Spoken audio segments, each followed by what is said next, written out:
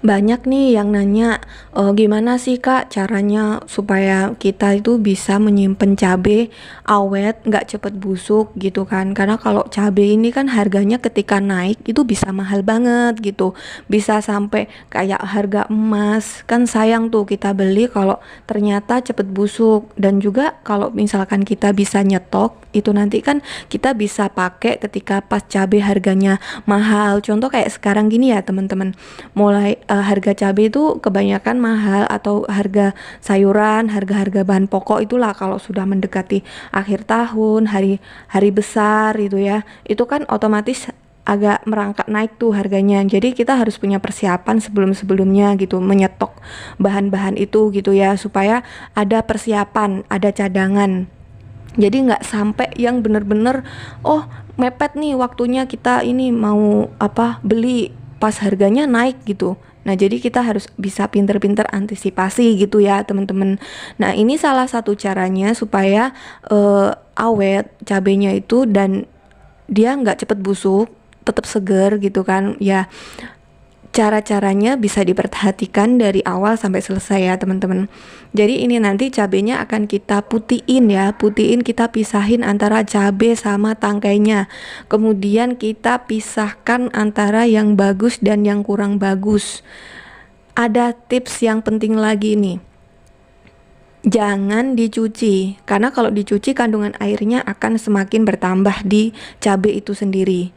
Nah, ini hasilnya yang sudah saya pisahin antara yang bagus dan yang kurang bagus, karena yang kurang bagus itu nanti ya akan kita masak terlebih dahulu seperti itu kan.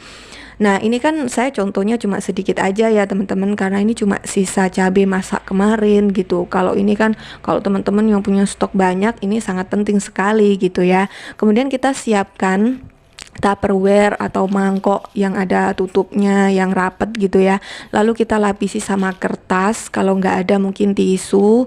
Nah, ini tujuannya untuk menyerap kandungan air itu sendiri yang ada di cabai ya teman-teman, karena ini nanti kan kita masukkan ke freezer, lalu kita tutup. Nah, atasnya itu kita lapisi juga dengan kertas atau tisu, supaya ya sama untuk menyerap kandungan air itu, uap air yang ada di cabai itu gitu. Ini tujuannya yaitu tadi supaya tidak cepet busuk gitu teman-teman, dan bisa awet gitu.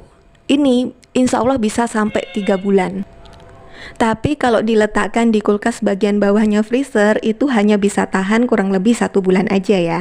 Dan ada lagi tips nih teman-teman, untuk kertas atau tisu yang kita pakai buat lapisan cabai itu sendiri harus sering-sering diganti kalau sudah agak lembab.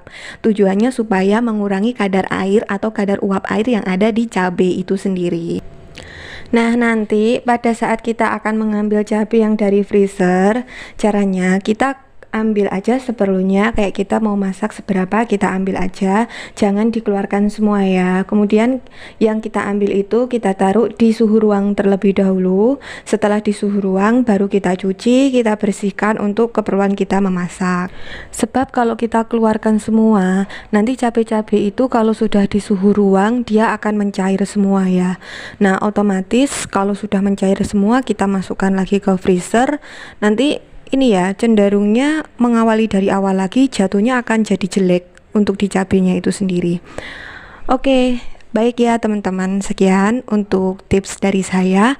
Agar tidak ketinggalan video-video selanjutnya, jangan lupa untuk like, komen, dan subscribe. Terima kasih.